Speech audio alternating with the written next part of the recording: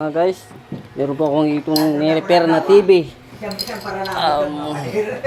Ang problema po nito ay anong unit ito? Ay, ano 'to? Ang unit nga to? Ito mo Smart TV. Smart TV. Problema po nito, nag-blink po yung ilaw niya.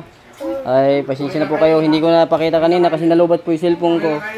Ngayon, okay na po siya. Pinalitan ko po yung backlight niya. Testingin po natin. Testingin natin kung okay na po yan. Okay, open po natin. Okay. Nagbukas na po. Ayan na, nakita na yung logo niya.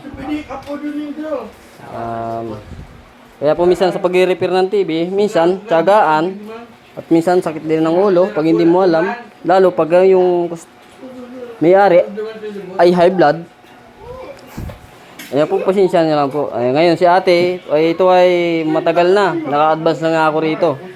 Pero ito ay nagtitiwala sa akin. Ayan po yung may-ari. Ayan po. Ayan po yung may-ari mabait. Nagtiwala sa akin. Kaya okay na yung TV niya. Makakapanood na siya ng Cardo. Ganyan guys.